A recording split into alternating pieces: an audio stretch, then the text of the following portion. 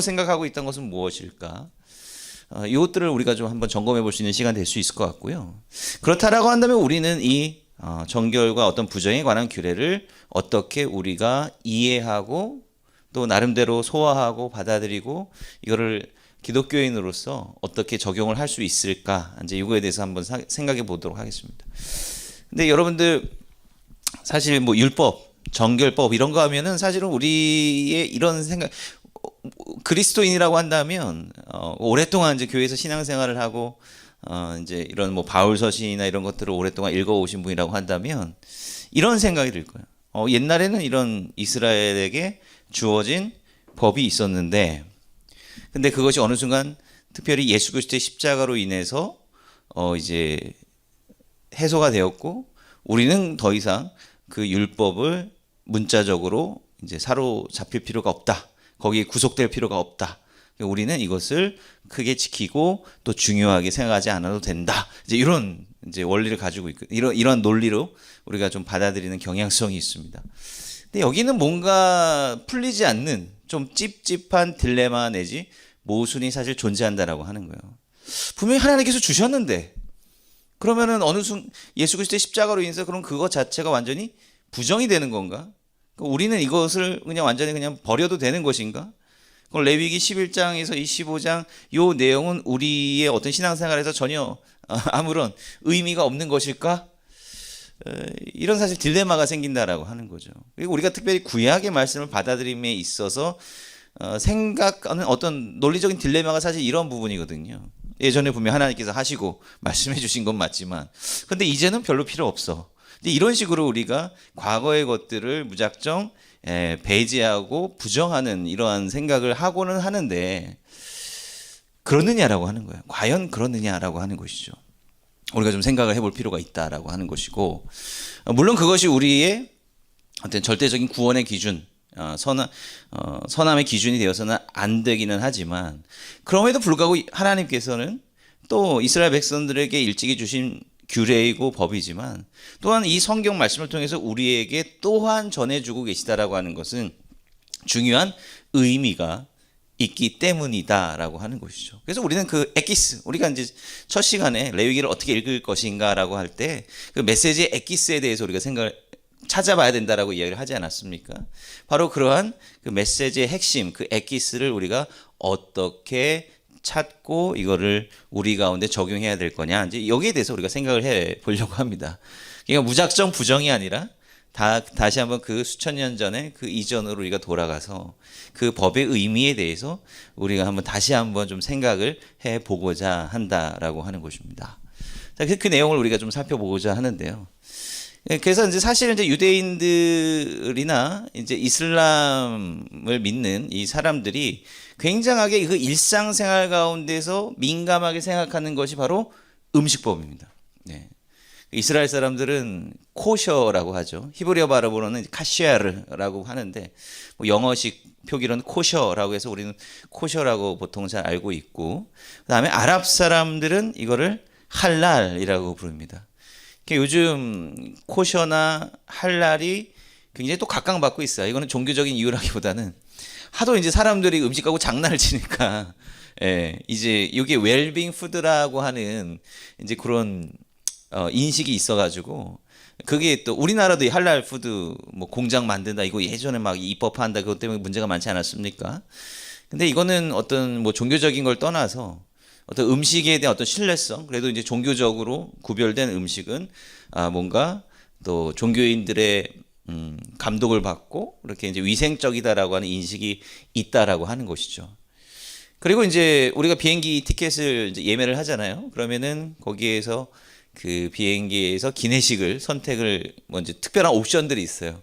그 옵션들 가운데 코셔, 할랄 지키느냐 이제 이런 것들이 있다라고 하는 것이죠.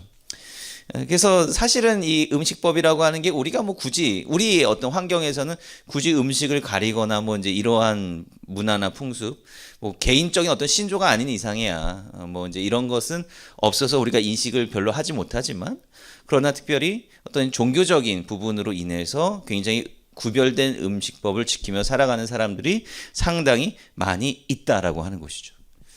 그래서 몇 년 전에 이스라엘에서 이제 그 교수님이 방문을 하신 적이 있어요. 근데 그분이 굉장히 종교적인 분이신데 그분이 먹을 수 있는 게 별로 없잖아요. 한국에서 이 거룩하지 않은 이 한국 땅에서 먹을 수 있는 게 별로 없으니까 그 주로 드시는 게 뭐냐면 채소, 야채. 제가 이제 이따가 그 음식법의 어떤 변천이라고 해야 될까 그것에 대해서 제가 좀 간략하게 말씀드리겠지만 어쨌든 야채하고 채소는 다 코셔입니다. 다 코셔요. 그걸 드시거나 아니면 본인이 직접 싸우시는 거죠. 그리고 사실 이 그릇도 민감합니다.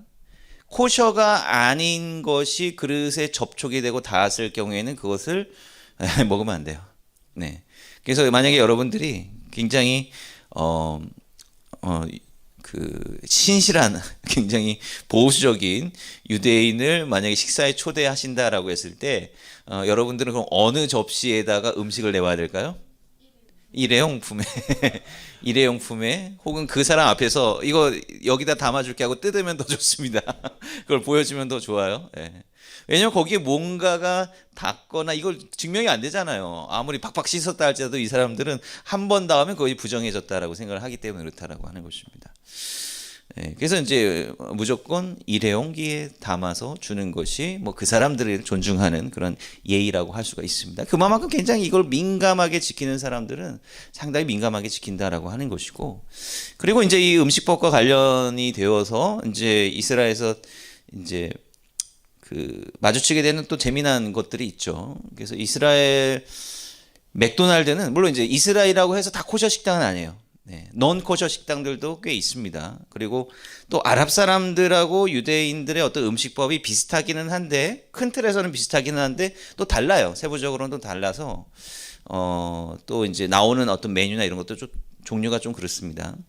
그래서 이제 이스라엘 사람들의 가장 큰 특징은 뭐냐면 우유하고 육류하고 같이 먹지 않는다라고. 같은 접시에 담을 수는 없고 따로 분리를 해야 돼. 어떻게 분리를 하냐면 여러분들 특히 이제 학교 구내식당 같은 데를 가면 은 이게 칸막이가 이게 딱 쳐져 있습니다.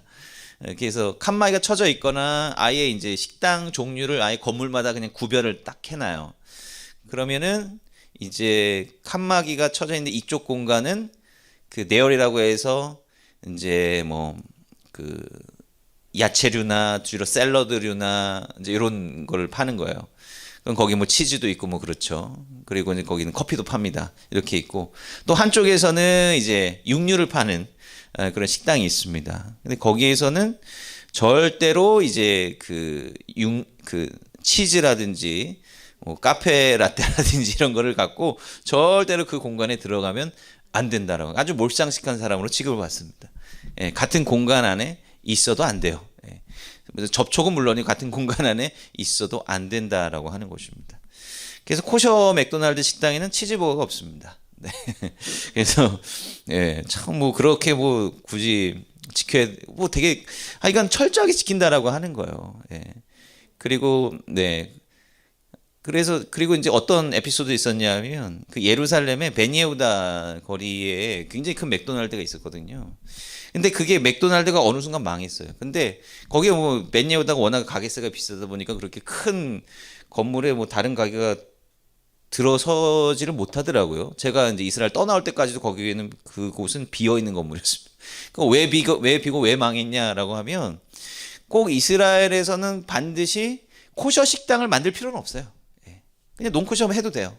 근데 코셔 식당으로 해야 유대인 손님들이 더 많이 오겠죠. 그래서 코셔 식당을 만들려면 랍비의 검증을 받아야 되고 1년마다 그 갱신을 해야 되는 거예요.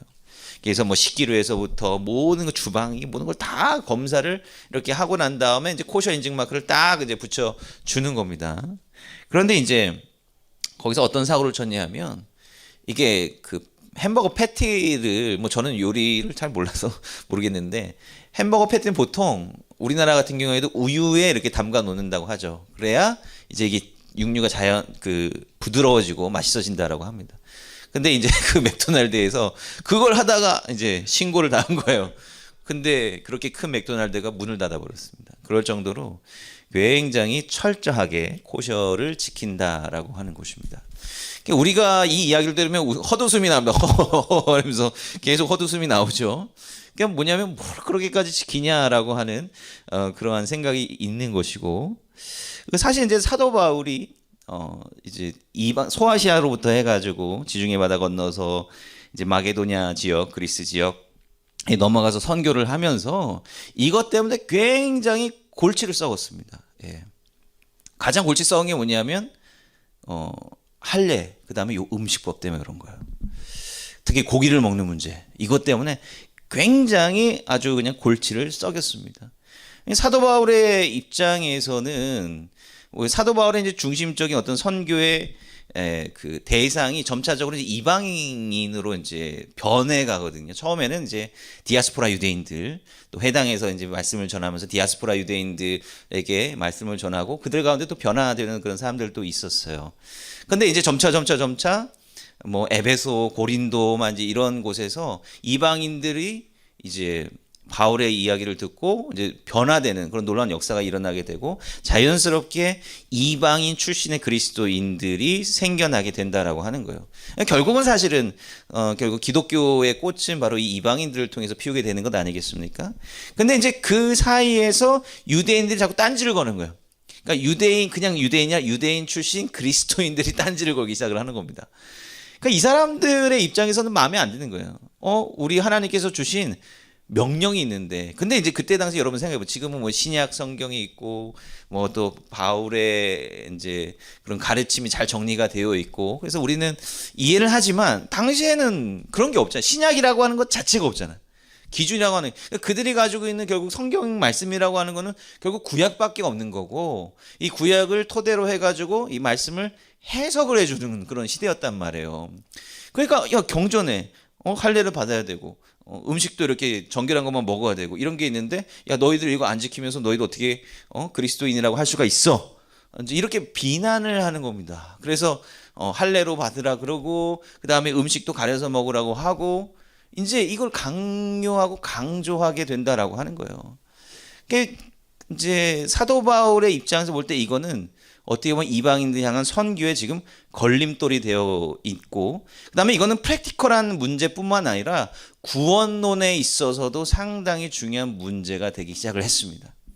왜냐하면 이게 유대인들이 당연히 너희들 신앙인이니까 이것을 해야 된다, 이것을 넘어서 이거 안 하면 너희들 구원 못 받는다.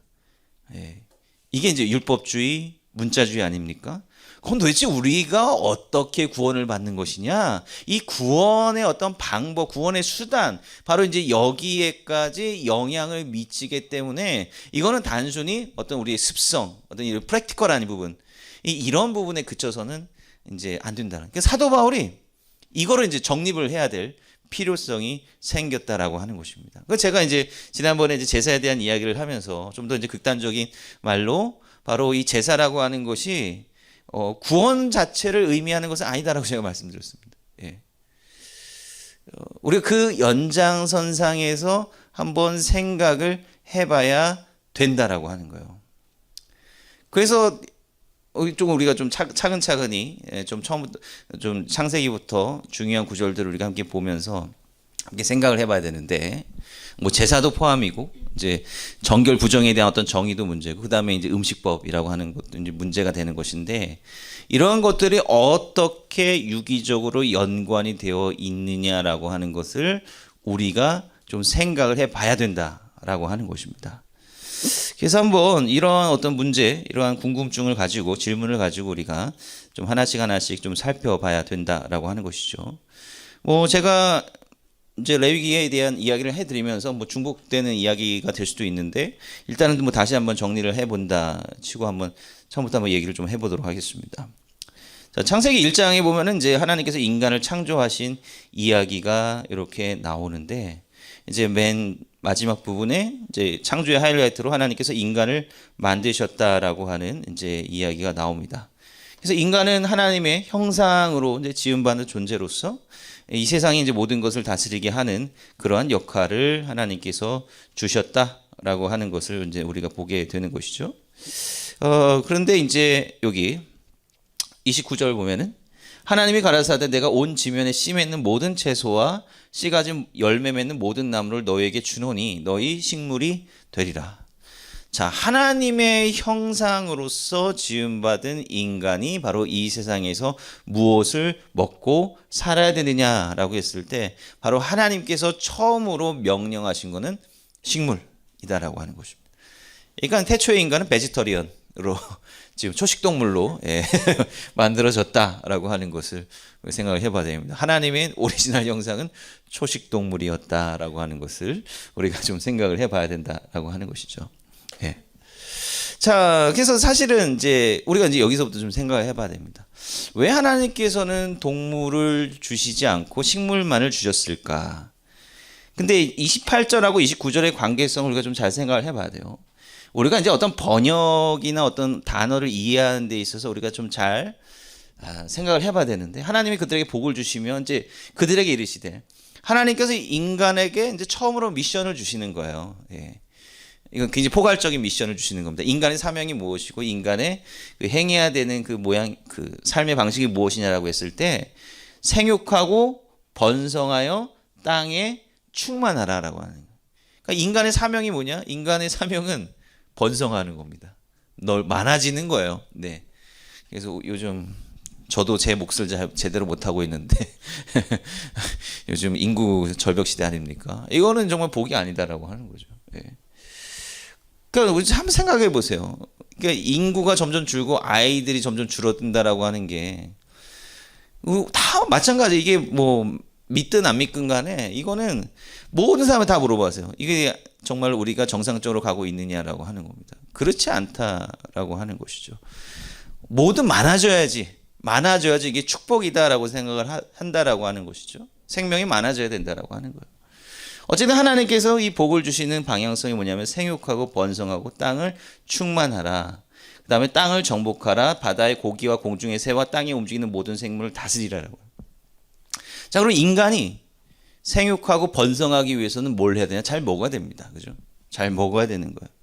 그리고 그 다음에 보면은 지금 고기, 바다의 고기, 공중의 새, 땅에 움직이는 모든 생물을 다스리라라고 하는.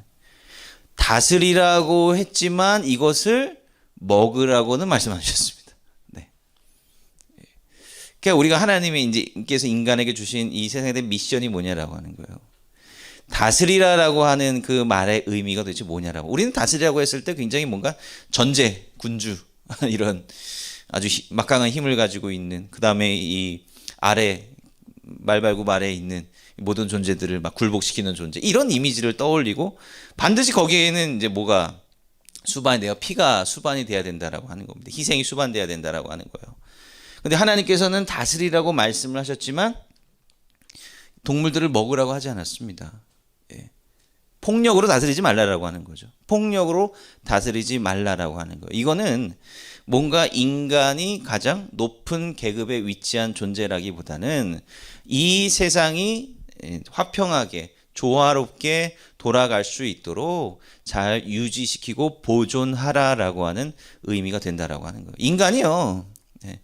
인간이 하나님의 형상으로 만들어졌고 아주 놀라운 이성을 가지고 있고, 그 다음에 하나님께서 주신 그런 특별한 자유의지를 가지고 있기 때문에 굳이 여러분 피를 흘리게 하지 않아도 인간은 동물보다도 훨씬 유리한 그런 위치, 그 위치에서 이 세상을 관리하고 다스릴 수 있는 능력을 이미 부여함 받았다라고 하는 것이죠. 근데 이제 문제가 생깁니다. 자, 이제 그래서 인간은 처음에는 사실 동물들의 피를 흘리면 되는 존재는 아니었다라고 하는 거. 오히려 보존해야 되는 그러한 사명을 가지고 있는 존재였다라고 하는 것이죠. 근데 이제 문제는 어디서 생깁니까? 바로 이제 창세기 3장에서 이제 선악과 이야기 통해 여러분들 너무나도 잘 아시는 그런 선악과 이야기입니다. 선악과 이야기를 통해서 뭘 말하고 있죠? 인간의 어떤 근본적인 죄라고 하는 것이 도대체 뭐냐라고 했을 때, 인간의 어떤 근본적인 죄는 자신에게 주어진 그 영역을 벗어나는 거라고 말씀을 드렸습니다. 그러니까 인간은 인간이 지켜야 될 영역이 있는 거거든요. 창세기 1장에 있어서 그 창세기에 나타난 하나님의 창조의 어떤 섭리나 이런 모양, 이것의 가장 핵심적인 부분은 각자의 존재가 있어야 되는 위치에 있는 것, 구별된 위치에 존재하는 것, 이것이 가장 이상적인 질서다라고 하는, 그 경계를 넘어서고 침해하는 순간 문제가 발생하게 된다라고 하는 거예요. 그러니까 경계를 넘어선다라고 하는 것은 곧 부정한 접촉, 이런 걸 의미한다라고 하는 거예요. 피와 접촉해서는 안 된다. 그 왜 피하고 내 몸 자체가 접촉하면 부정해진다라고 하는 거잖아요. 그러면은 사실 우리가 생각을 해봐야 되는 건 뭐냐면, 피와 우리의 몸이 접촉된다라고 하는 그 사실만이 아니라 왜 우리의 몸과 피가 접촉하게 되었을까를 생각해야 된다라고 하는 거예요. 왜 앞에 있는 사람이든 동물이든 어떤 존재가 왜 피를 흘리면서 쓰러져 있을까라고 하는 거예요. 내가 피를 흘리게 하지 않았습니다. 내가 피를 흘리게 하지 않았습니다. 근데 무언가 이 세상의 어떤 사회의 잘못된 구조적인 문제 때문에 한 사람이 피를 흘리면서 쓰러져 있다라고 하는 거예요. 예수님께서 말씀해 주신 선한 사마리아인 비유가 이걸 잘 얘기해 주는 것 아니겠습니까? 한 유대인이 피를 흘리며 쓰러져 있다라고 하는 거예요. 이 사람이 왜 피를 흘려 쓰러지고 있습니까? 강도를 당했다라고 했습니다. 왜 이 세상에서 왜 강도가 생겨나게 된 것일까? 하나님께서 강도를 만드신 겁니까? 아니요. 이 세상이 무언가 잘못된 어떤 탐욕의 문화를 정착을 시켰기 때문에 이러한 폭력의 문제가 발생을 했다라고 하는 것입니다. 인간이 다른 사람을 피 흘리고 해야 한다라고 하는 건 뭐냐면, 내 자신이 옳고 내 자신의 이익을 위해서는 다른 사람들이 희생해도 된다라고 하는 그러한 자의식이 있기 때문에 그렇다라고 하는 거예요. 그게 하나님의 권위를 침해하는 그런 문제다라고 하는 것이죠. 하나님의 권위를 침해하는 거예요. 내가 내 자신이 이 세상의 재판관이 된다.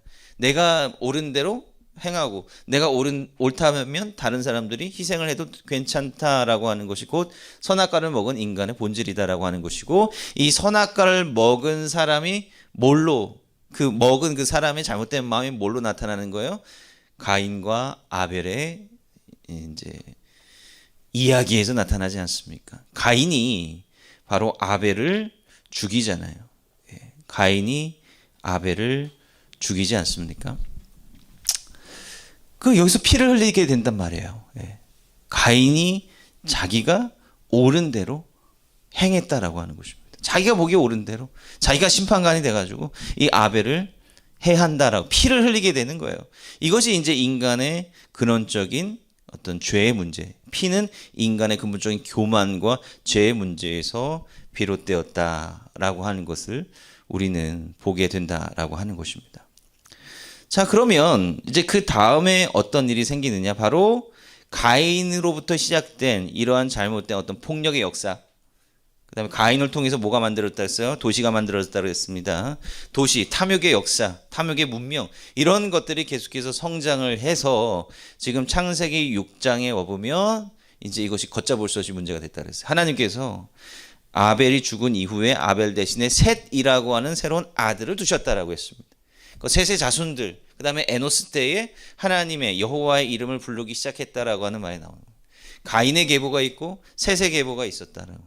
그런데 창세기 6장에 보면 하나님의 아들들이 사람의 딸들의 아름다움을 보고 자기 좋아하는 모든 자로 아내를 삼느니라. 하나님의 아들들, 사람의 딸들, 물론 뭐 아들이 더 좋은 거고 딸이 더 안 좋은 거냐 그런 게 아니라 대꾸법이라고 그랬습니다.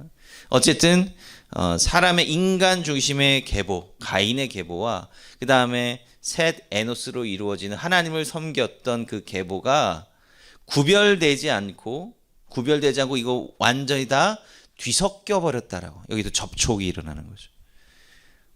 분리, 이것이 아니라 제가 거룩이 곧 분리라 그랬습니다. 분리되지 않고 완전히 뒤섞여져 버렸다라고 하는 거예요. 이게 지금 부정의 상태가 되어버렸다라고 하는 것이죠. 그때 하나님께서는 이제 벌을 내리시는 거예요. 제가 지난번에 말씀드렸죠. 하나님께서 언제 심판을 내리시느냐? 뭐라 그랬어요? 네, 선의 결핍이죠. 의인이 없어요. 악의 창궐이 아니라 선의 결핍이 하나님의 심판의 직접적인 동기가 되는 것이다라고 말씀을 드렸습니다. 이러면서 이제 홍수 심판, 홍수라고 하는 것은 곧 물을 분리해서 창세기 1장에서 하나님께서 이 세상을 만드신 거에 대한 안티 크리에이션, 반창조, 창조를 역으로 돌려버리는 그런 행위다라고 말씀드렸어요. 하나님께서 아주 지긋지긋하신 거예요. 선이라고는 찾아볼 수 없는 그 가운데서 완전히 물로 다시 덮으심으로써 다시 이 창조를 완전히 취소해 버리시겠다라고 하는 그러한 저주의 심판의 사건이 바로 홍수 심판이었다라고 하는 것입니다. 그러다 이제 노아에 대한 이야기가 나오고 쭉 그렇게 나오지 않습니까? 그때 이제 마지막 부분에 보면 하나님께서 이제 노아 가족을 통해서 다시 회복시키십니다. 자, 여보세요. 하나님이 노아와 그의 아들들에게 복을 주시며 그들에게 이르시되 생육하고 번성하여 땅에 충만하라. 자, 다시 창조의 축복이 다시 나타나게 된다라고 하는 것입니다. 창조의 축복이 다시금 나타나게 된다라고 하는 거예요. 그 다음에 이제 마찬가지예요. 땅의 모든 짐승과 공중의 새와 땅의 모든 기능 모든 것과 바다의 모든 고기가 너희를 두려워. 이거 약간 좀 다르죠. 너희를 두려워하며 너희를 무서워하리니 이들은 너희 손에 붙이었습니다. 뭔가 약간 좀 기류가 좀 다릅니다. 자, 보면은 이제 히브리어로 보면 베 야드켐 니탄누 이렇게 되어 있어요. 베 야드켐. 이 야드켐이라고 하면 너희들의 손이라고 하는 걸 의미하는 거예요. 너희들을 손 안에 니탄누 주어졌다. 보통 이제 나탄 베 야드을 하면은 뭐 이제 전쟁 이야기에서 많이 나오죠. 적들을 너희 손에 붙였다. 적들을 너희 손에 붙였다.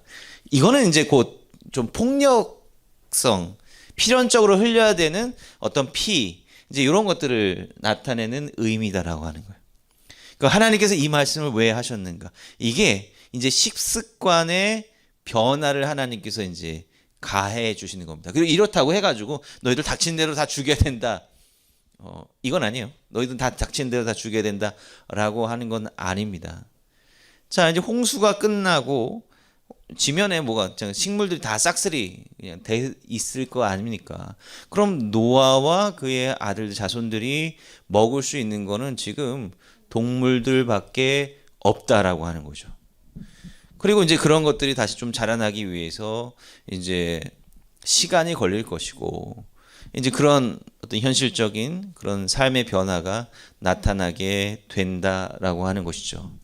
그래서 이제 동물들을 이제 먹을 수 있는데, 자, 그러니까 이렇게 말씀하시는 거예요.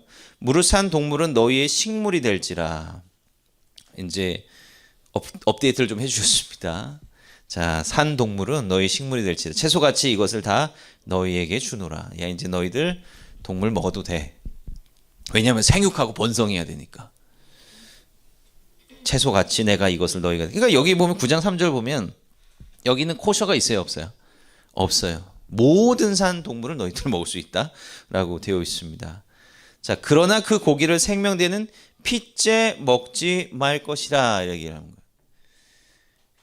그 다음에 계속 이어서 보면 내가 반드시 너희 피 곧 너희 생명의 피를 찾으리니 짐승이면 그 짐승에게서 사람이나 사람의 형제면 그에게서 그의 생명을 찾으리라. 무릇 사람의 피를 흘리면 사람이 그 피를 흘릴 것이니 이는 하나님이 자기 형상대로 사람을 지었습니다. 자, 여기서 뭔가 이제 생각의 흐름대로 조금 이게 이상하게 좀 흘러가고 있는 것을 우리가 볼 수 있습니다. 갑자기 동물을 먹을 것으로 주셨는데 그 갑자기 사람의 피까지 이렇게 이어진다라고 하는 거예요. 자, 이제 인간에게 고기가 주어졌고 무엇이든 먹을 수 있는 그런 때가 되었는데 처음으로 한 가지 금기가 생긴다. 피채 먹지 말지니라라고 하는 거예요. 그러니까 사람이 이제 동물을 잡기 시작을 하면은 도축을 하기 시작하면 처음에는 뭐 두렵죠. 살아있는 어떤 피가 나는 건 두렵죠, 그죠? 그런데 이것이 계속해서 반복되면 여기에 피에 무감하게 된다라고. 나중에는 뭐예요? 이게 어떤 일종의 스포츠가 된다라고. 재미로 동물을 죽이는. 근데 이것이 뭐로 발전되느냐? 동물의 피에서 그 폭력성이라고 하는 것이 결국 사람에게도 영향을 미친다. 동물을 계속해서 죽여버렸다면 사람의 생명도 가벼이 여겨진다. 그러니까 좀 약간 이율배반적인 게 있어요. 고기를 먹으려면 어쨌든 동물을 죽여야 되는데 그러나 그것이 결국은 사람에게 어떤 폭력성을 심어줄 수 있는 단초가 될 수 있다라고 하는 거예요. 그래서 하나님께서 피채 먹지 말라라고 하는 것은 그것은 바로 최소한의 필요한 만큼의 살생을 해야 되는 것이고, 그리고 그것이 생명의 상징이 되는 피를 먹지 말라라고 하는 거예요. 그러니까 제한을 두는 겁니다. 꼭 필요한 생육과 번성을 위해 필요한 꼭 필요한 만큼의 고기만 얻어라라고 하는 것을 하나님께서 말씀하시는 거죠. 그리고 이제 우리가 제사법에서 봤듯이 이 피라고 하는 것은 결국은 어떤 의미를 가진 거예요? 속죄의 의미를 가지게 되는 거라는, 제사법에 이렇게 돌아오면 이게 속죄라고 하는, 나 대신 다른 존재가 대신 피 흘려 준다라고 하는. 그래서 이 고대 사회에는 이 고기를 먹기 위해서 도축을 한다는 것 자체가 사실 종교적인 행위로 또한 인식이 되는 겁니다. 아무 데서나 막 고기 잡고 이러면 안 된다라고 하는 거예요. 그리고 그 제사 과정에서 제사장이 뭐 고기를 가질 수도 있고 제사를 드리는 사람이 고기를 가질 수도 있지만 절대 가져서는 안 되는 부분이 바로 이 피입니다. 피. 왜냐하면 그건 속죄의 역할, 생명의 근원, 이제 이런 걸 의미하는 거기 때문에 결국 사람이 취해서는 안 된다라고 하는 거예요. 예. 피를 위해서 동물을 죽여서 안 된다라고 하는 그런 의미도 있을 뿐더러 제사적이고 종교적인 부분에서 보면 이거는 하나님께서만이 다룰 수 있는 것, 요거다라고 하는 것. 그리고 기름 먹으면 안 돼요. 기름은 제사 드릴 때 이제 화제를 해야 되니까 당연히 이제 기름을 이제 태우는 그런 부위고, 그 다음에 또 고기 종류 중에서는 가장 부드럽고 가장 좋은 부위로 이제 취급이 되는, 가장 좋은 거 하나님께 드려야 된다. 그 다음에 콩팥이라고 하는 게 사람의 마음, 이제 이런 걸 상징한다 이제 어원적으로. 그래서 이제 콩팥도 먹지 말아야 되고, 이제 이런 중요한 부위들이 가장 중요한 피입니다. 피가 나중에 속죄의 의미를 또한 갖기 때문에 사람들이 이것을 마음대로 행해서는 안 된다라고 하는 거예요. 그리고 이제 여기서 하나님께서 제사를 받으셨지 않습니까? 제사를 받으셨다. 그러면 하나님께서 이 제사를 받으실 때는 뭘로만 제사 받으세요? 바로 정결한 동물로만 제사를 받으신다라고 하는 거예요. 자, 정결한 동물이라고 하는 건 도대체 뭐냐라고 했을 때 우리가 이제 레위기 11장 통해서 이러저러한 좀 생각들을 좀 해봐야 되는데, 결국은 이제 정결한 동물과 부정한 동물이 악은 아니에요. 부정이 악은 아닙니다. 이게 중요한 겁니다. 우리가 정결과 부정을 얘기할 때 정결은 선, 부정은 악함, 이렇게 생각해서는 안 돼요. 그냥 부정과 정결이라고 하는 것은 어떤 스테이터스, 나의 상태야, 상태. 요거에 대해서 우리가 좀 잘 의미적인 구별을 해야 되는데, 어쨌든 중요한 건 뭐냐면 하나님께서 먼저 정결한 동물로만 제사를 받으심으로 뭘 했다? 하나님께서 먼저 코셔를 지키셨다. 다른 백성들에게는 다 주셨다라고 하는. 그러니까 정결한 동물로만 하나님께서 받으셨다라고 하는 것은 하나님께서 구별된 짐승들만 받으셨다라고 하는 의미고, 또 물리적인 부분에서 보자면 결국 뭐예요? 동물들을 마음껏 자기가 원하는 대로 막 피를 좋아해서 이렇게 잡아서도 안 되고, 근데 그 동물들 가운데서 하나님께서는 무분별하게 잡아서 바치라고 말씀하지 않으시고 정해진 종류를 또 한 번 걸러내는 거예요. 또 한 번 동물을 또 한 번 걸러내는 거예요. 아무거나 잡지 말고 정결하다라고 분별된 그 짐승들만 하나님께서 받으시겠다라고 하는 겁니다. 우리가 이제 보면은 이제 그 범위가, 잡을 수 있는 범위가 점점 좁혀져 가고 있다라고 하는 것을 볼 수가 있죠. 그리고 이제 나중에 하나님께서 이스라엘 백성들을 그의 거룩한 백성으로 삼으시지 않습니까? 그래서 레위기 11장에서 굉장히 중요하게 언급되고 있는 그 개념이 뭐냐면, 내가 거룩하니 너희도 거룩하라라고 하는 거예요. 자, 하나님께서 이스라엘 백성들을 제사장 백성으로 민족으로 부르셨다라고 했을 때 이 거룩한 백성의 그 역할과 지위와 그 의무는 뭐냐면 하나님과 같이 거룩하게 되는 거예요. 하나님의 모습을 닮아가는 겁니다. 그러니까 이거는 하나님의 백성으로 선택받았다라고 하는 건 일단 구원의 문제는 아니에요. 구원의 문제는 모든 걸 다 포괄하고 있는 겁니다. 하나님께서 이스라엘 백성들을 부르신 것도 이스라엘 백성들만 구원하시기 위한 것이 아니라 이스라엘 백성들을 통해서 구원하시고자 하는 하나님의 전체적인 그 구원사의 그 한 파트인 거죠. 거룩이라고 하는 게. 그게 출발점이다라고 하는 거예요. 하나님의 그 구원사에게 동참할 1차적인 선택받은 백성들. 이 백성들이 그럼 어떻게 하나님의 구원사에게 동참할 수 있겠느냐? 하나님과 같이 닮아가야 된다라고 하는 거예요. 그래서 하나님께서 음식법을 제정해 주실 때 바로 이 말씀은 내가 거룩하니 너희도 거룩하라. 그러니까 내가 먹는 것처럼 너희들도 나의 식습관을 따라서 그렇게 먹어야 된다라고 하는 거예요. 그러니까 거룩, 정결, 이건 뭐냐면 하나님의 속성을, 하나님의 성품을 따라가는 그러한 훈련되어지는 과정, 그런 모습이다라고 우리가 생각을 해봐야 된다라고 하는 겁니다. 이러한 차원에서 우리가 정결과 부정의 의미에 대해서 우리가 좀 생각을 해볼 필요가 있다라고 하는 것이죠. 이 얘기를 한번 해볼까요? 자, 우리가 돼지고기 먹으면 됩니까? 안 됩니까? 되죠? 자신 있게 말씀하셨습니다. 네. 예, 어디서 안 된다고? 구약시대 때는 안 된다. 그러니까 우리는 이스라엘 사람이 아니잖아. 유대인이 아니잖아. 유대인은 안 됐다. 그죠? 안 됐다. 자, 우리의 측면에서 한번 생각해 보죠. 우리는 이방인 그리스도인들이니까. 돼지고기 먹는 거에 대한 죄책감 느끼시는 분?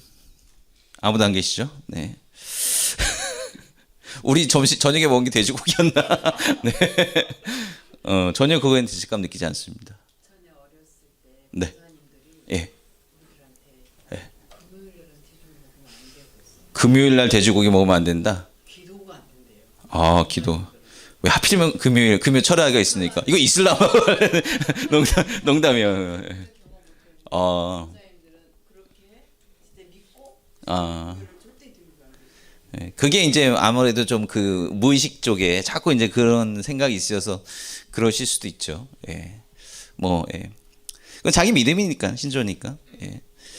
그럼 이렇게 말씀드려볼게요. 그러면은 술하고 담배는 해도 됩니까? 안 됩니까? 네? 뭐 하면 안 된다고?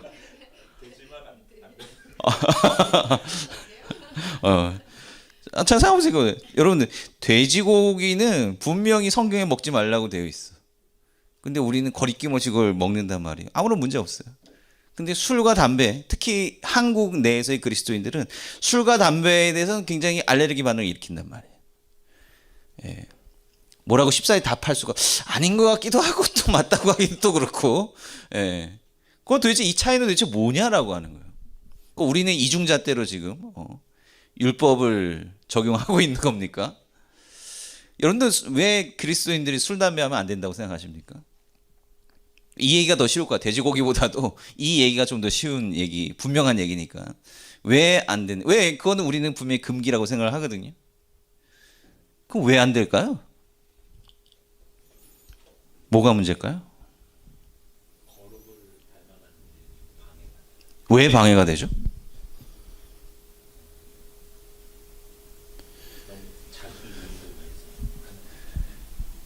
자기 유익을 위해서 그 이제 술을 하고 담배가 돼지고기는 왜 거룩을 방해했을까요? 그러면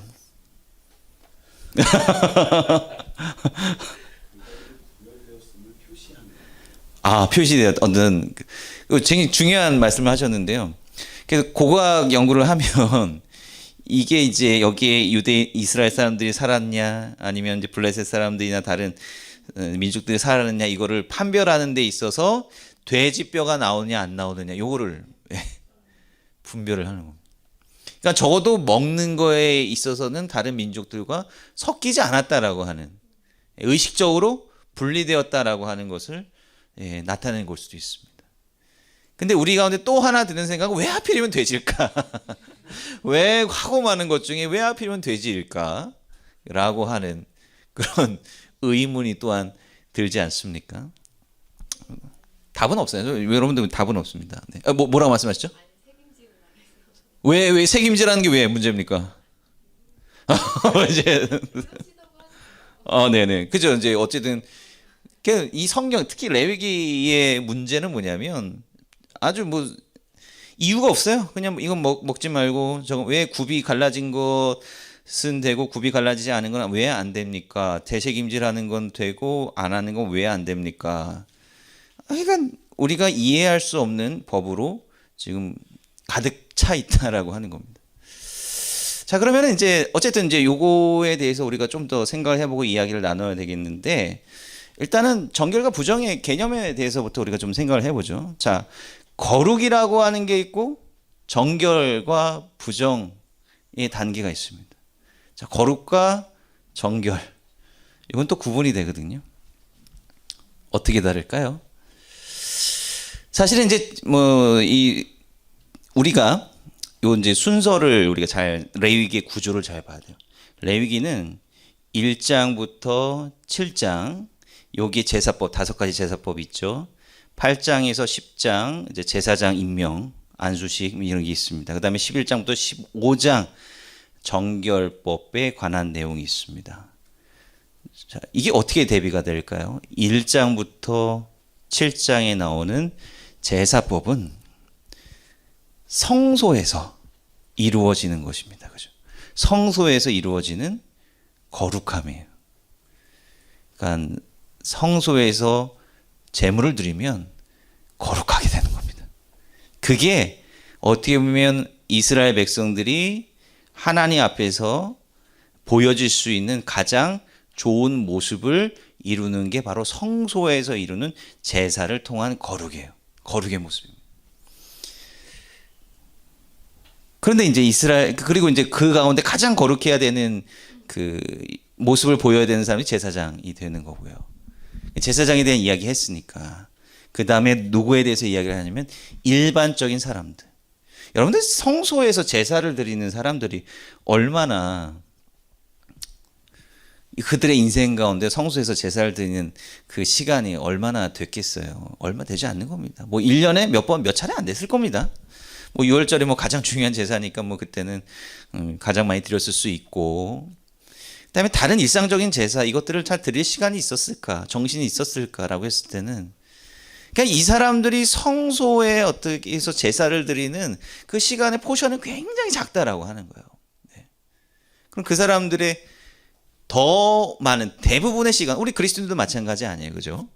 뭐 썬데이 크리스찬이라고 하면은 1년에 뭐 만에 50번, 52번 이 정도 예배 드리는 것이고 좀 더 열심히 있는 분들이라고 한다면 근데 이제 뭐 횟수에 상관없이 이 교회에서 예배들 아무리 열심을 해도 이 교회에서 보내는 시간은 우리의 일상생활에서 보내는 시간보다는 훨씬 적다라고 하는 겁니다. 그러면은 우리 일상생활 가운데 보여야 되는 우리의 삶의 예배, 삶의 제사가 무엇일까? 바로 정결이다라고 하는 거룩과 정결을 구별한 건 뭐냐면 거룩은 성소에서 이룰 수 있는 기술적으로 보면 성소에서 이룰 수 있는 상태를 말하는 거고요. 정결은 우리의 일상적인 삶에서 이룰 수 있는 최선의 모습을 말하는 겁니다. 그리고 이 제사와 정결이라고 하는 것은 유기적으로 연관되어 있어요. 왜? 정결을 갖추어야 어디에 갈 수 있다? 성소에 들어갈 수가 있는 거예요. 정결은 성소에 들어가서 거룩을 이루기 위한 입장료가 되는 입장 티켓이 된다라고 하는 거예요. 그래서 우리가 제사를 너무 이제 쉽게 생각하면 안 됩니다. 제사 뭐 재물 가지고 가면 되지. 그냥 그게 되는 게 아니에요. 일상 가운데 그 제사자가 정결함을 이루어 피부병도 있으면 안 돼. 뾰루지 이런 거 나면 안 돼. 일상 가운데 정결한 상태를 제사장에게 인정받아야 이제 제사에 들어가서 한 단계 높은 고양된 거룩을 이룰 수 있다라고 하는 것입니다. 자, 그럼 정결은 그러니까 성전에 들어가기 위한 입장 티켓이에요. 그다음에 성전에 들어가서 거룩을 이룰 수 있어. 그럼 거룩을 이루었다. 그럼 하나님의 거룩한 백성으로서의 지위를 얻게 되는 겁니다. 그럼 그 거룩의 상태에서 그럼 사람들은 뭘 하는 거예요? 하나님의 구원 사역에 동참하게 되는 거예요. 하나님의 일을 하게 되는 것이고 하나님의 구원 사역에 합당한 그런 구별된 모습을 나타냄으로써 다른 사람들에게 영향을 미치게 되는 겁니다. 그리고 그걸 통해서 뭐야? 나중에 하나님께서 구원을 이루시는 거잖아요.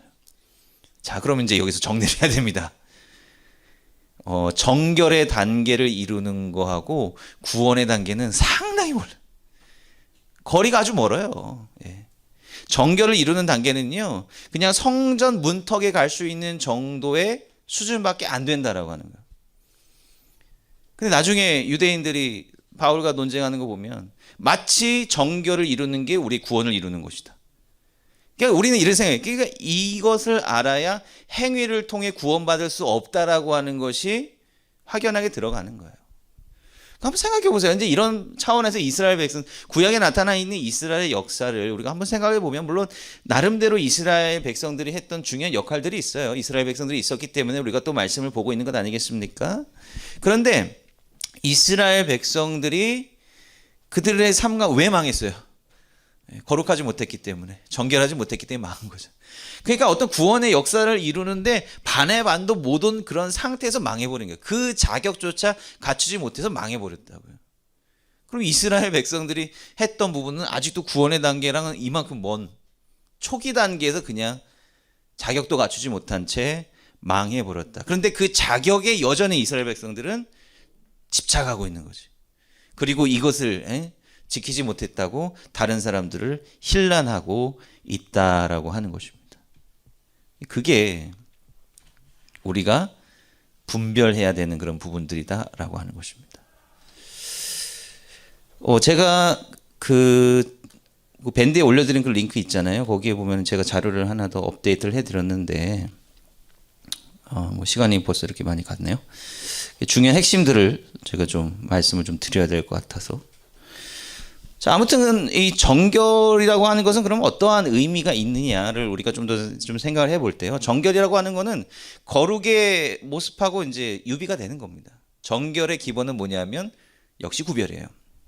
역시 구별입니다.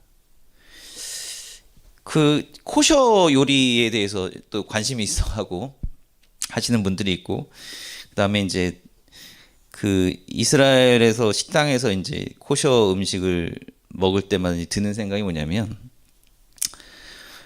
이스라엘 음식, 코셔 음식은 안 섞어요, 잘.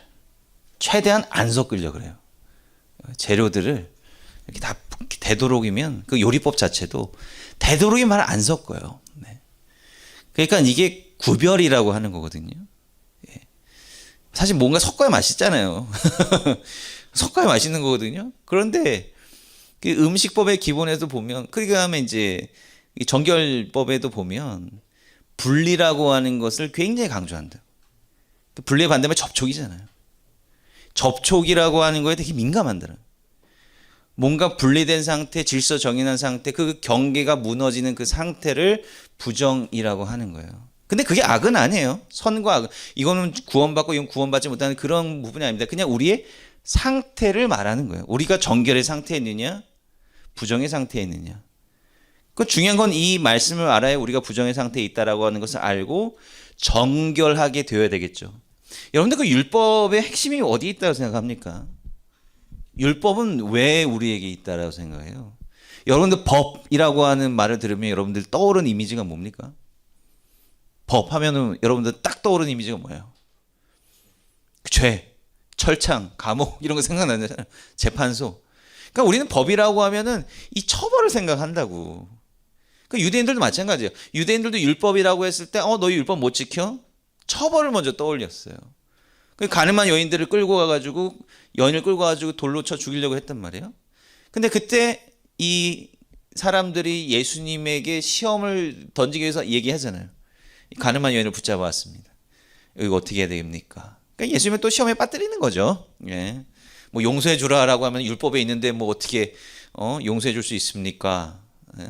당신 율법 교사 맞습니까? 이렇게 힐난할 거고 이렇게 얘기를 할 게 분명하니까. 근데 예수님께서 잠자코 앉으셔가지고 땅에 성경 구절을 쓰셨고, 그 다음에 예수님께서 하신 말씀이 뭐냐면 뭐라 그랬어요? 죄 없는 자가 돌로 치라라고 하는. 죄 없는 자가 돌로 치라라고 하는 거예요. 그 다음에 찔리죠. 그러니까 이제 율법의 핵심은 뭐냐면 내면을 들여다보는 그러한 수단이 되어야 된다. 다른 사람들을 겨누는 창이 아니라 내 내면을 들여다보는 돋보기가 되어야 된다라고 하는 거예요. 어느 누구도 이 율법의 기준에 의해서 한 번도 그런 생각으로조차도 죄를 저지르지 않은 사람이 누가 있겠어요. 자기 자신을 돌아보는 일단 그 수단이 되어야 된다라고 하는 것이고, 그 다음에 더 중요합니다. 예수님께서 여인에게 뭐라고 말씀하세요? 예수 율법 다 알고 계시잖아요. 율법의 전문가잖아요. 근데 예수님께서 뭐라고 말씀하십니까? 너를 정죄할 사람이 아무도 없다. 다시는 죄짓지 말라. 여기서 나타나는 율법의 근본적인 목적이 무엇입니까? 용서죠. 근데 여인이 뭘 해야 되는? 여인 사랑, 용서 이거는 너무 결과론적인 얘기야. 여인에게도 의무가 있잖아요. 죄 짓지 않는 거. 이걸 뭐라고 표현할 수 있을까? 저는 이것을 처방전이라고 생각해요.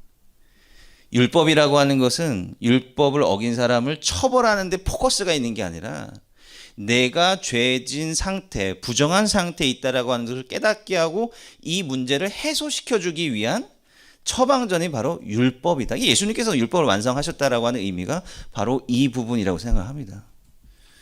이건 처방전이에요. 그러니까 가끔은 저도 이제 건강검진, 제 몸매를 보시면 아시겠지만 건강검진 가면 맨날 혼나거든요. 그래서 근데 항상 의사가 저에게 주는 처방이 있습니다. 그럼 이렇게 해야 건강을 찾으실 수 있습니다. 여기에 방점. 율법은 심판이 아니에요.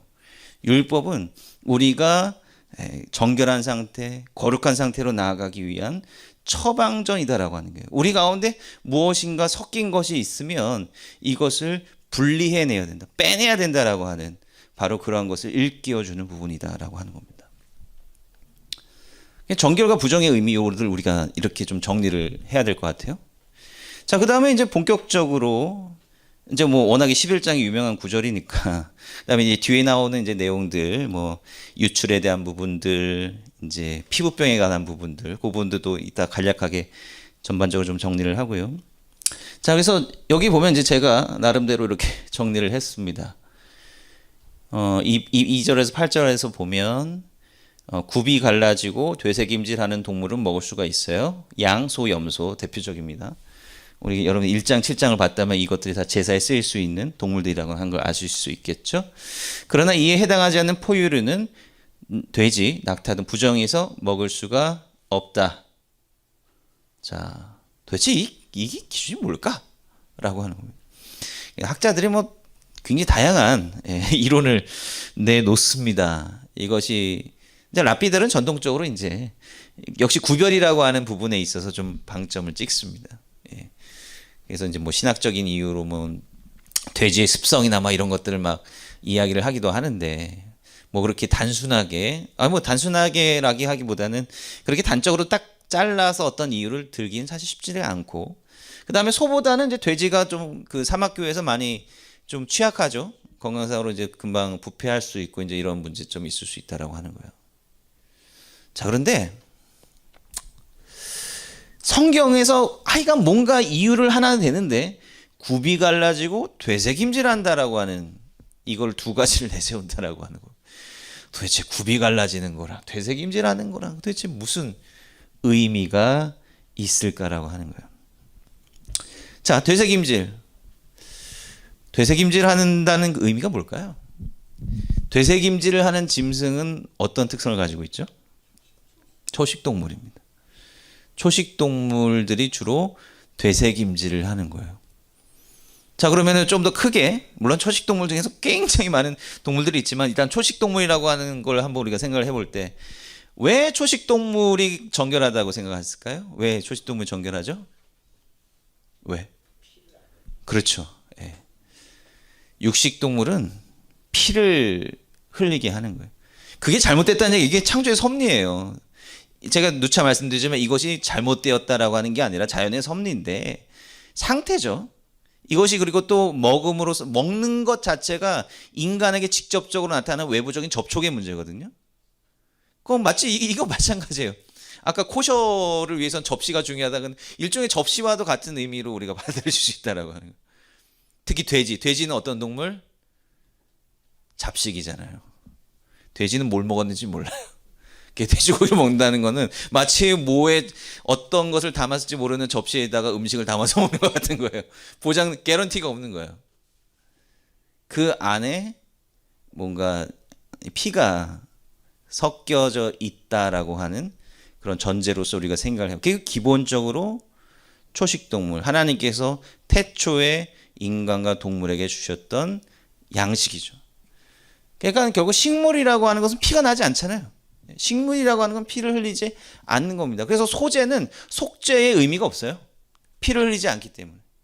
소재는 감사의 의미, 요 의미가 굉장히 크다라고 하는 거예요. 헌신의 의미, 감사의 의미가 크다라고 하는 겁니다.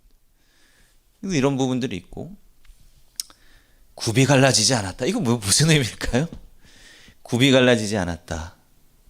굽이 갈라지지 않은 대표적인 동물이 뭐가 있죠? 말이죠.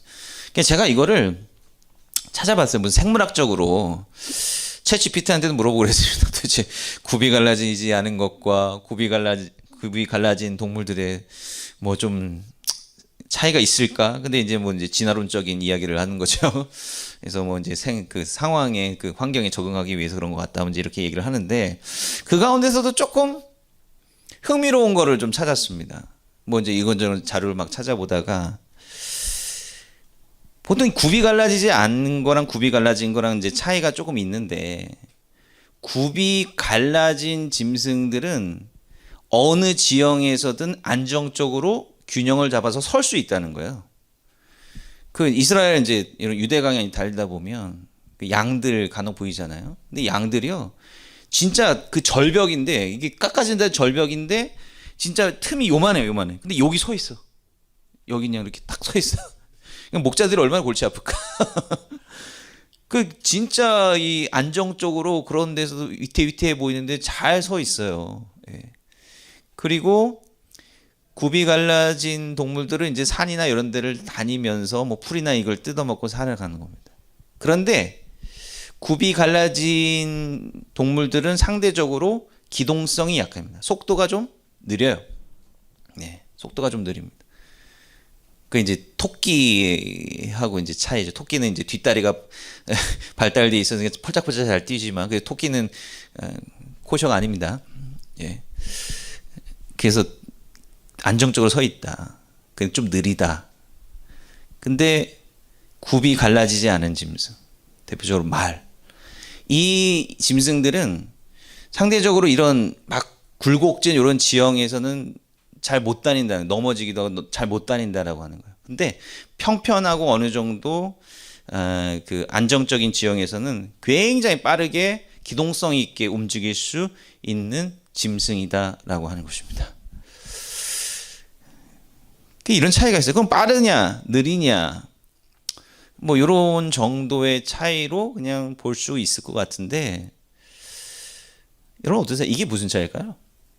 답은 없어요. 답은 없는데 굳이 이거를 기준으로 내놨다. 저는 또 이런 생각을 해봤어요. 뭐 웃긴 얘기일 수도 있는데, 여러분들은 말을 재물로 끌고 간다고 한번 생각해 보세요. 말을. 그 잘못하면 막 이리 뛰고 저리 뛰고. 이게 사실은 이게 정결한 짐승이 곧 재물로 바칠 수 있는 짐승이거든요. 그리고 여러분 보시면 다 온순한 동물들이에요. 예, 좀 걸음도 물론 이제 소도 소싸움하는 거 보면 굉장히 그런데 일반적인 상식적인 한에서 그리고 이제 소나 양이나 도축하는 거 보면 특히 소도 그래요. 소는 도축할 때 보면 막 자기가 죽는 거 울면서도 그냥 따라가거든요. 예, 온순한 동물들의 특징이다라고 하는 것이죠. 그러니까 이 제사의 영역에서도 억지로 막 끌고 가가지고 이 희생을 시킨다. 이거는 사형 선고죠. 그런데 희생이라고 하는 게 뭐예요? 결국 자기 자의식, 자발적인 어떤 죽음이거든요. 희생의 의미가 있는 거죠. 굽이 갈라지고 되새김질하는 초식 동물들, 보통 온순한 동물들로 분류가 되는 것 같습니다. 이게 하나님께서 받으실 만한 그런 제물의 대상이 되는 거고, 하나님께서 거룩하니 너희들도 바로 이러한 것을 양식으로 삼아라라고. 그리고 약간의 경제적인 부분도 영향이 있어요. 제물로 바쳐서 그 자리에서 이걸 먹잖아요. 그러니까 더 이상 추가로 도축을 할 필요가 없어. 제사를 드리고 또 이것을 먹게 되니까요. 어떤 그런 부분들, 최소한의 희생으로 먹을 수가 있다라고 생각을 합니다. 이런 차원에서 9절, 12절, 13절, 19절도 비슷한 맥락에서 이해할 수 있지 않을까라고 생각하는데요. 지느러미와 비늘 있는 물고기. 그래서 이제 아랍 사람들은 해산물에 대해서도 관대합니다. 근데 유대인들은 해산물에 대해서 굉장히 깐깐하죠. 뭐 오징어 이런 거 안 먹습니다. 오징어, 뭐 게, 조개 이런 거 안 먹어요. 이 사람들은 물에 사는 생물들 가운데 비늘이 있는 것만 먹습니다. 자, 이것도 비슷한 맥락이라고 생각합니다. 비늘이 없는 그러한 생물들 가운데 육식을 하는 그러한 바다 생물들이 있기 때문에 그렇다라고 하는 것이죠. 결국 이것도 비슷한 맥락에서 생각을 해볼 수가 있다라고 하는 거죠. 그 다음에 맹금류 마찬가지. 예. 육식을 주로 하는 그런 독수리나 이러한 솔개나 이러한 맹금류는 먹어서는 안 된다. 그리고 역시 제사에 쓰는 짐승들은 뭐 집비둘기, 산비둘기 이제 이렇게 제한이 되어 있는 것을 우리가 볼 수가 있습니다. 그 다음에 이제 곤충들. 날아다니는 곤충과 날개가 있으나 기어다니는 곤충 먹을 수 없다. 날아다니는 곤충과 날개가 있으나 기어다니는 곤충 먹을 수 없다. 그러나 날개가 있어 기어다니는 곤충 가운데 뛸 수 있는 곤충은 먹을 수 있다. 이게 도대체 무슨 의미냐라고 했을 때, 이것도 참 생각이 조금 이제 쉽지 않은 그런 부분들인데, 몰라요. 이거는 정말 알 수 없어요. 다 얘기할 수 없으니까. 근데 이제 요거에 관해서 말하는 사람들 가운데 경계에 대해서 말하는 사람도 있습니다. 곤충이라고 하는 동물은 원래 땅에서 사는 동물이다 이거지. 근데 곤충 주제에 날아다닌다? 그 경계를 뛰어넘는다? 이거는 이제 개념상으로 정결한 동물, 짐승으로 정결한 생물로 여겨질 수 없다라고 하는.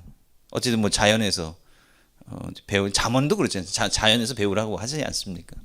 근데 그러한 차원에서 이야기를 하고 있다라고 하는 것이고, 그다음에 이제 부정한 이제 여기서는 이제 접촉으로 인한 이제 부정한 짐승의 사체를 만지면 부정해진다. 이렇게 부정해진 자는 옷을 빨아야 된다라고 이제 접촉에 대한 이제 문제가 나오는 거죠. 당연히 먹진 당연히 말아야 되는 것이고, 심지어 죽은 사체와 접촉을 했다 할지라도 부정해진다라고 하는 이제 부분을 이야기를 하고 있습니다.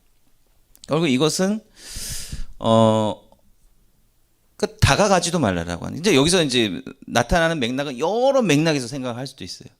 뭔가 재미로 사냥을 해가지고 접촉을 할 수도 있는 것이고, 혹은 다른 이방 신전에 가서 드려지는 동물과 접촉을 할 수도 있는 것이고, 뭐 이런 여러 가지 맥락들이 다 있을 거 아닙니까? 그리고 39절 40절에 보면 심지어 정결한 짐승이 자연사하면 그 시체는 부정하게 된다. 자연사한 동물한테 접촉하면 안 된다. 왜? 그 자연사한이 왜 어떤 것까지 접촉을 했을지 모르니까 뭔가 먹힐 수도 있는 것이고 구더기가 그 안에 들어갈 수도 있는 것이고 뭐 여러 가지 의미가 있다. 이 그만큼 분리라고 하는 거에 대해서 노이로제 걸릴 만큼 그렇게 상당히 지금 강조하고 있는 측면이다라고 하는 거예요. 그리고 29절에서 38절 보면 이제 흥미로운 부분이 있는데, 쥐와 도마뱀 땅에 기어다니는 짐승도 부정하다. 요거는 이제 조금 병리학적인 부분에서 쥐나 도마뱀 이제 이런 애들이 이제 병을 옮기는 이런 뭔가 이제 불순한 것이 안에 들어 있어서 이게 자꾸 옮기는 그런 측면들이 있는 거죠. 그래서 요것도 있고 이제 요거와 관련해서 이제 얘네들은 합이 이제 쥐와 도마뱀과 설치류와 이제 관련해 가지고 이제 그릇에 얘네들이 떨어지면 어떻게 되냐 얘기도 나와요. 그만큼 당시 집에 얘네들이 많았다라고 하는 얘기입니다. 이스라엘 보면 도마뱀 되게 잘 들어오거든요. 정말 도마뱀이 되게 빨라요.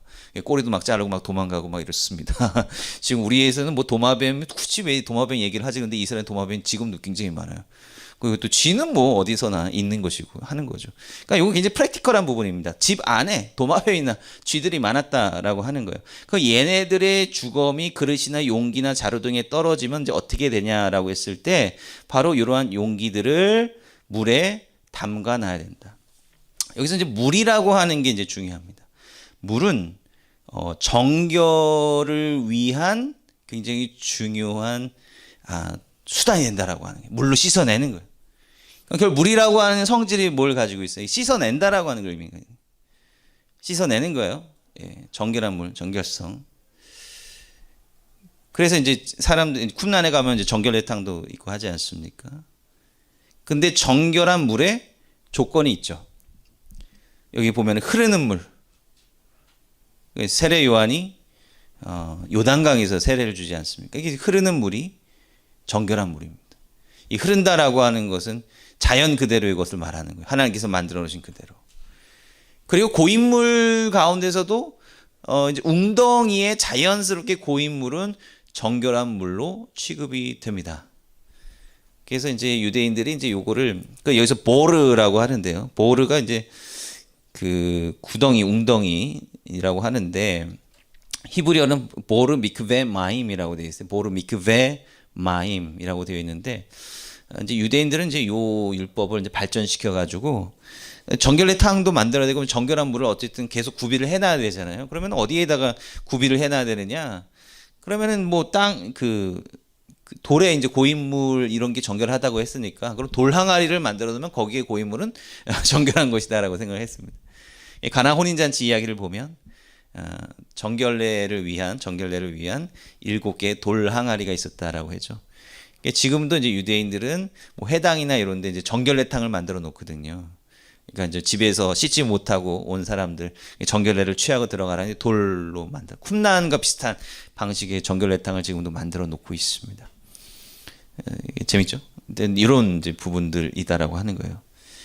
그 안에 있는 물은 정결한 물이기 때문에 그런 걸로 정결례를 할 수 있다라고 하는 것입니다. 자, 그런 물은 정결해요. 그래서 이런 부정한 것이 접촉을 해도 정결성을 유지한다라고 하는 거예요. 근데 이 짐승들이 질그릇에 떨어지면 그것을 깨뜨려야 된다. 질그릇. 진흙으로 만든. 왜냐하면 진흙으로 만든 건 흡수성이잖아요. 흡수할 수 있는 그런 성질을 가지고 있기 때문에 돌은 흡수하지 않습니다. 근데 질그릇 같은 거 흡수를 하기 때문에 그거는 이제 깨뜨려 버려. 이제 전염이 됐다라고 하는 접촉을 통해서. 그다음에 이제 재미있는 건 뭐냐면 요놈들이 물에 젖은 식물, 그러니까 뭔가 요리를 하기 위해서 이제 물에 담가놨다거나 이제 이런 물에 젖은 그 식물이나 여기 떨어지게 되면 부정해진다. 근데 심을 종자, 이거 마른 겁니다. 마른 종자에 떨어지면 부정해지지 않는다. 예. 그러니까 이건 뭘 말하는 건가요? 물이라고 하는 게 정결의 수단으로 사용이 되지만, 근데 물은 또 다른 한편으로 부정을 전파하는 수단이 된다. 이거. 물의 속성 때문에 물은 모든 걸 다 섞이게 만드는 것이기 때문에 그렇다라고 하는 거예요. 요거를 이제 주의해라라고 하는 거죠. 그러니까 정결의 상태를 우리가 이제 이 전염, 전해진다, 이제 접촉, 이제 요런 것을 개념을 우리가 잘 이해를 해야 이제 이도 이해하기 쉽진 않지만 전반적으로 이것이 의도하는 바가 무엇인가 이것을 알게 해준다라고 하는 거예요. 그래서 이러한 법들을 계속해서 이제 이 이스라엘 백성들을 지킴으로써 자신의 어떤 삶의 방식을 갖고 나가는 거예요. 이런 접촉, 이런 것들 할 수 있는 그런 상황 가운데 이 사람들이 계속해서 놓이게 된다라고 한다면 그 사람들의 생활 방식이 잘못됐다라고 하는 것을 의미하는 겁니다.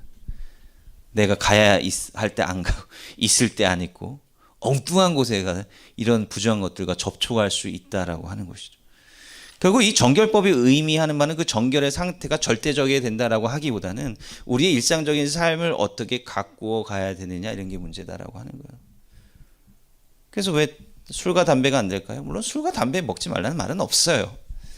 그런데 결국 이런 정결법에 근거해서 미드라시적으로 우리가 해석을 해본다면 술과 담배는 우리의 몸에 변화를 일으키기 때문에 그렇습니다. 그러니까 이제 이 병의 상태가 부정한 상태를 사실 의미하는 거. 왜? 우리의 원래의 모습에서 변질되게 만들기 때문에 병이라고 하는 것 자체가. 그래서 사실은 뭐 술이든 담배든 뭐 다른 어떤 것이든 우리의 본래적인 상태를 변화시키고 건강상의 문제를 일으킨다라고 한다면 그것은 정결의 상태가 아니다라고 하는 것이고, 그리고 그것이 이루어지는 그런 문화나 환경이 결코 바람직한 부분은 아니기 때문에 그렇다라고 하는 거예요. 이런 측면에서 우리는 그 현상뿐만 아니라 그것을 둘러싸고 있는 환경들 또한 우리가 생각을 해봐야 된다라고 하는 것입니다. 그래서 그런 차원에서 이제 출산으로 인한 부정이나 어떤 유출이라고 마찬가지. 출산은 사실은 축복이잖아요. 생육하고 번성하라고 출산이라고 하는 거는. 예? 근데 역시 부정하게 된다라고 하는 것은 악이 아닙니다. 아이를 낳으면 뭐 죄인처럼 취급받는다 그거 아니에요. 몸에 변화가 일어나고 또한 몸에서 뭐가 나와요? 피가 나오기 때문에 그렇다라고 하는 것입니다. 특히 몸에서 피가 나오는 건 굉장히 민감합니다. 제가 말씀드렸죠. 부정의 상태는 그 사람을 정죄하라고 하는 게 아니라 성전 당복 오지 말아라. 왜요? 성전은 희생의 피만 흘러야지 다른 피가 거기서 섞이면 안 된다는 거예요. 구별돼 있어요. 그러니까 코로나 확진되면 교회 못 가잖아요. 예.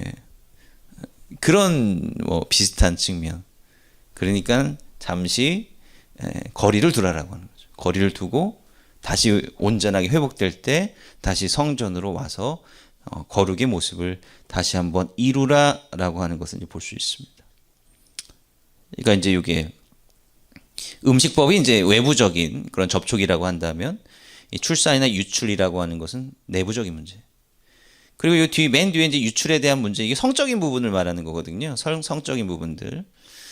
이거는 뭐 남성과 여성 뭐 둘 다 해당하는 것이기는 한데, 이제 이것도 마찬가지죠. 특히 이제 남성, 뭐 여성도 마찬가지일 거라 생각을 하는데, 결국 이제 풍요의 종교라고 하는 게 결국 성전 창기와 성적인 교합을 하는 그런 과정이 제사의 과정, 예배의 과정이라고 할 수가 있다라고 하는 거죠. 그래서 그러한 잘못된 종교적인 환경을 전제하는 걸 수도 있습니다. 그래서 이제 이러한 상황들을 우리가 좀 더 폭넓게 생각을 해봐야 되는 거고요.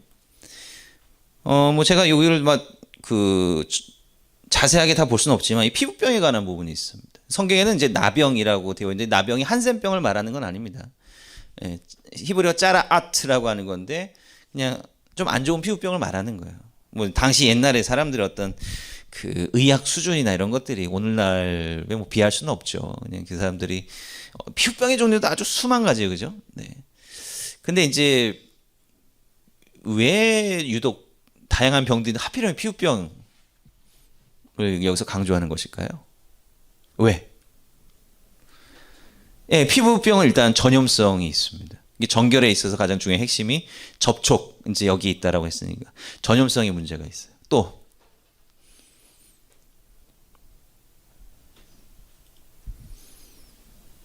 이거 한번 생각해 보세요. 이거 피부병 하기 전에 아까 뭐 음식법 뭐 이제 이런 얘기 했는데 뭐 이제 죽은 동물하고 접촉하는 거. 여러분들 그 어떤 11장에 나와 있는 그러한 어떤 부정한 것과의 접촉은 누가 알 수 있을까요? 자기가 하는 거예요. 왜? 그럼 굉장히 사사로운 영역이기 때문에.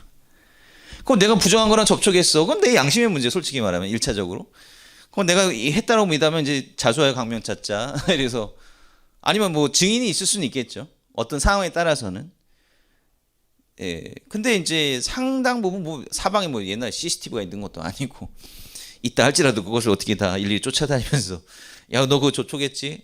할 수 없다라고. 솔직히 말하면 이 상당 부분은 자기 자신의 양심의 문제, 자기 확인의 문제에 있다라고 하는 거예요. 그러니까 아까 제가 말씀 이 율법이라고 하는 자기 자신이 스스로를 돌이켜보는 중요한 그런 돋보기가 되는 것이다라고 말씀드렸잖아요. 근데 접촉이라고 하는 것은 어쨌든 자기 자신과의 문제인데 속일 수 있잖아요. 근데 피부병은 못 속여요. 물론 피부병 걸렸다고 해서 너 불순한 곳에 있었어 뭐 이렇게 할 수는 없습니다만은, 그런데 그 사람의 어떤 생활상 수준에서는 피부병이라고 하는 것은 뭔가 그 사람이 잘못된 것과 분명히 접촉되었고 그것이 겉으로 드러난 현상이다라고 본 거예요. 그거 피부병은 그냥 표시지.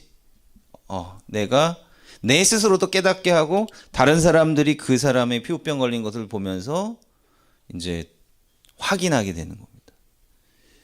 그래서 사실 뭐 다른 병들도 물론 심각하게 볼 수 있지만 유독 피부병에 대해서 이렇게 상세하게 규정이 되어 있는 것은 뭐냐면 이 피부병이 발현된 부정이기 때문에. 발현된 부정. 나도 뭐 사체랑 접촉했다고 해서 나한테 뭐 표나는 게 아무것도 없잖아요, 그죠? 그냥 지나갈 수도 있는 거예요. 그런데 피부병은 감출 수 없는 부정함이다라고 하는 거예요. 그러니까 아까도 말씀드린 이거는 무슨 필요 충분 조건 이런 건 아니에요. 예, 반드시 내가 죄를 저질렀기 때문에 피부병이 생겼다. 물론 성경에 보면 이제 욥기도 그렇고 뭔가 하나님께서 내리신 재앙으로서 그게 딱 표가 나잖아요. 피부병이에요. 하필은 피부병이라고. 사실 피부병이라고 하는 것은 물론 그것도 굉장히 괴롭지만 사실 더 무서운 거는 뭐 암이라든지 이런 거 눈에 보이지 않고 증상이 안 일어나는데 갑자기 목숨을 잃게 하는 그게 사실 더 심각한 거거든요. 그런데 옛날 사람들의 입장에서는 그게 피부병이 가장 큰 하나님의 벌이라고 생각을 했거든. 왜? 그거는 전시가 되는 거예요. 나는 죄인이다. 나는 부정하다. 이런 것들을 보여주는 전시 효과를 나타내어 주기 때문에 그것을 가장 심각하게 바라봤던 것입니다. 이게 피부병의 특징이다라고 하는 것이죠. 그리고 이제 이 사람들의 이 부정이라고 하는 것은 반드시 뭐 악을 의미하는 것은 아니기 때문에 설사 그 사람이 정결했다고 할지라도 피부병에 걸렸다라고 한다면 무언가 부정한 거에 접촉을 의미하는 것이기 때문에 일단은 격리해야 된다라고 하는 거죠. 일단은 우리가 죄를 짓든지 우리가 다 알 수 있는 건 아니잖아요. 그렇기 때문에 뭔가 좀 광범위한 안전장치로서 피부병을 잘 다스려야 된다라고 하는 것을 이야기를 하고 있는 거죠. 그래서 이것도 역시 접촉, 누가 보든 안 보든 그러나 그것이 겉으로 드러나게 되는 그런 부정함의 모습, 그게 이제 피부병으로 나타나게 된다라고 하는 것입니다. 자, 이제 이 정결과 이제 부정의 의미, 물론 우리가 다 속 시원하게 모든 문제를 해결한 것은 아니지만 다양한 의미를 가지고 있다라고 했습니다. 정결이라고 하는 것은 우리가 일상생활에서 이루어야 되는, 행해야 되는 그런 마치 예배와도 같은 것이다 라고 하는 것에 대해서 생각을 해봤고, 또한 정결이라고 하는 것은 다른 사람들보다도 내 스스로를 이제 판단해야 되는, 내 스스로를 감찰해야 되는 그러한 기준이 되어야 되는 것이다. 그리고 이제 정결이라고 하는 것은 어떻게 보면 그거 자체가 의무화되고 이래서는 안 되고 정말 하나님께로 나아가기 위한 내가 할 수 있는 최소한의 그런 정결한 그 모습, 그것을 이루기 위한 것이다라고 하는 것을 우리가 생각을 해봐야 된다라고 하는. 정결법이라고 하는 것은 내가 정결한 모습으로 하나님께 더 가까이 나아가기 위한 처방전의 역할을 하는 것이다. 그리고 그 핵심은, 거룩이나 정결이나 공의의 핵심은 무언가 잘못된 것으로부터 분리되어야 되는 그런 부분에 있다라고 하는 거예요. 그래서 사실은 결국은 우리의 삶의 문제로 돌아와야 된다라고 하는 거예요. 이 복잡한 이제 정결의 모습이라고 하는 것은 그 시대 속에서 이스라엘 백성들이 지켜야 될 정말 최소 그 사람들의 삶의 환경에서 지켜야 했던 그런 규례라고 한다면, 우리는 우리의 환경 속에서 우리가 지켜야 되는, 그게 뭐 담배가 됐든 술이 됐든지 뭐든지 우리가 우리의 신앙생활을 하는데, 하나님께로 가까이 나아가는데 방해가 되는 것들에서 우리가 분리가 되고 거리를 두어야 되는 그러한 원리를 말해주고 있는 것이다 라고 하는 것을 우리가 생각을 해봐야 된다라고 하는 거죠.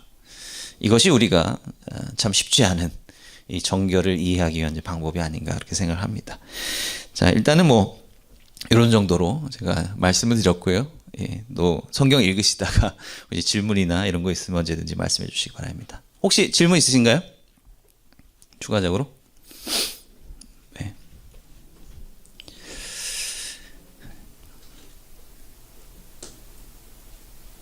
사실 이제 우리가 어떻게 보면 우리 입장에서는 가장 필요 없다라고 느껴지는 법들 가운데 하나가 바로 정결법입니다.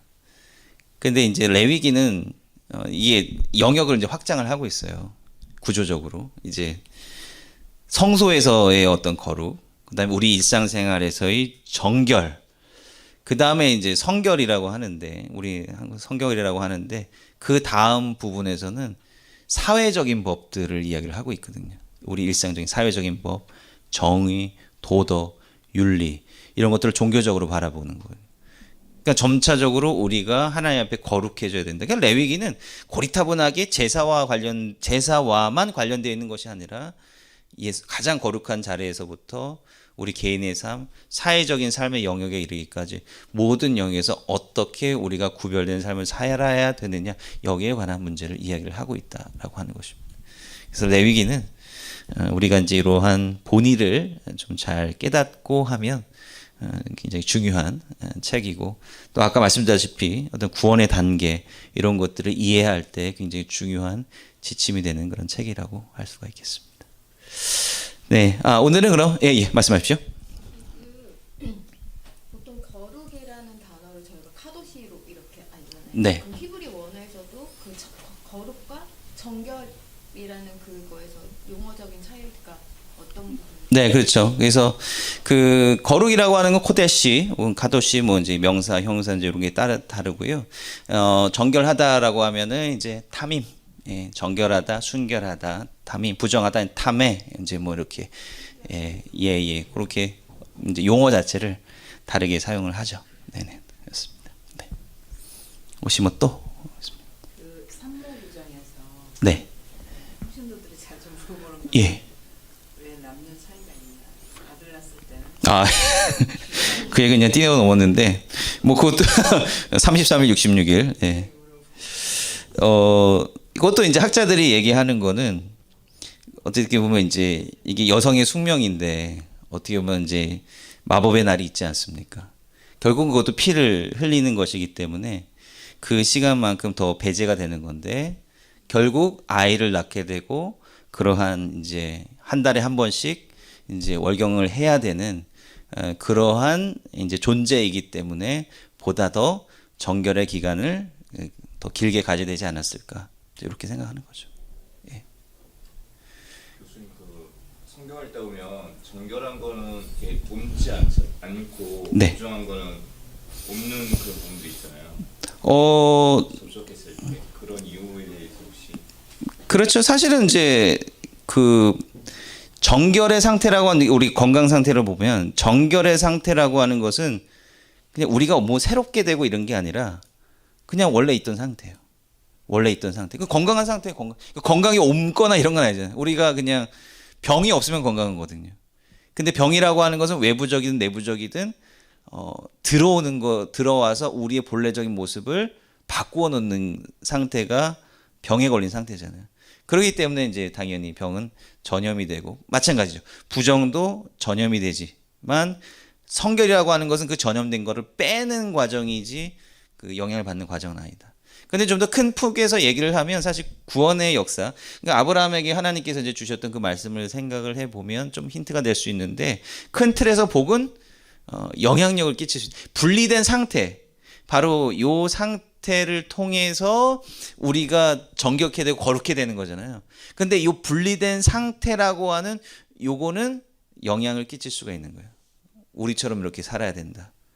너희들처럼 사는 게 행복한 것이 아니라 우리들처럼 이렇게 분별해서 살아가는 것이 정말 참된 삶이다라고 하는 그 삶의 상태는 전염을 시킬 수 있어요. 근데 이제 그걸 통해서 정결케 되는 거죠. 다시 원래로 회복되는 그런 메커니즘이라고 좀 생각하면 될 것 같습니다. 네. 네, 그렇죠. 예. 그러니까 예수님의 어떤 십자가 사건이라고 하는 건 아까 이제 말씀드렸다시피 이스라엘 백성들은 반의 반도 모든 건데 예수님의 십자가의 역사를 통해서 점프를 한 거예요. 이렇게 여기를 완전히 그 과정을 스킵이라고 하기 뭐하고 은혜로 확 뛰어 오른 거예요. 그래서 이방인들에게 이 세계로 나아갈 수 있는 겁니다. 여러분 구약에서 이스라엘 백성들이 나가서 선교하거나 이런 거 없잖아요. 왜? 그들 자체가 준비가 안 됐거든. 근데 바울이고 제자들이고 이제 선교하잖아요. 왜? 그리스도의 보혈로 거룩하게 되었기 때문에. 예, 나갈 수가 있다라고 하는 거예요. 예, 그게 뛰어넘은 거예요. 네. 그렇다고 해서 그 뛰어넘기 전에 그 원리를 우리가 무시해서는 안 된다. 예, 라고 하는 것이죠. 네. 네. 그렇습니다. 원리로 받아들이는 거지 지켜야 되는 걸로 지금 받아들이는. 그렇죠. 왜냐하면 이게 어떻게 보면 기본적으로 이 율법, 토라 율법이라고 하는 건 이스라엘 백성들에게 특수하게 준 구약의 시대는 결국 이스라엘 백성들을 통해서 구원 역사를 이루어 가시려고 하는 거기 때문에 이스라엘 백성들의 환경과 그들의 삶의 정황 가운데 주어진 거죠. 근데 이거를 모든 문화권에다가 일방적으로 할 수 있겠느냐? 그렇진 않다라고 하는 거죠. 다 생활 환경이 다르고 풍습이 다른데 저는 이제 이거를 잘 받아들여서 우리의 상황 가운데서 다시 재해석을 해야 된다. 그러니까 정결의 개념을 완전히 버려서는 안 되고 우리의 상황 가운데 다시 재해석을 해야 된다라고 하는 거죠. 그래서 저는 그게 이제 감리교인으로서 뭐 성결교회 분도 많이 계시죠. 어떤 성화의 어떤 모티프로서 우리가 좀 받아들이면 좋지 않을까 이렇게 생각합니다. 네. 자, 뭐 못다한 질문 혹시 더 있으시면 이후에 또 해주시면 될 것 같습니다. 일단 기도하고 마치도록 하겠습니다. 사랑과 내가 마신 아버지 하나님 감사합니다. 오늘 정결과 부정이라고 하는 참 어렵고 알듯 모를 듯한 그러한 이야기를 함께 나눠보았습니다. 주님, 우리가 우리 삶 가운데 거룩과 정결을 이루려고 하고 있습니까? 아니면 구시대적인 율법의 산물이라고 해서 또 다 잊어버리고 오히려 자유라고 하는 명목 아래 세상과 타협하고 살아가고 있는 것은 아닌지 모르겠습니다. 우리가 구별될 것은 구별되고 지켜야 될 것은 지키는 그런 온전한 신앙인이 될 수 있도록 주님 도와주시옵소서. 예수님의 이름으로 감사하며 기도합니다. 아멘. 네, 감사합니다. 고생하셨습니다.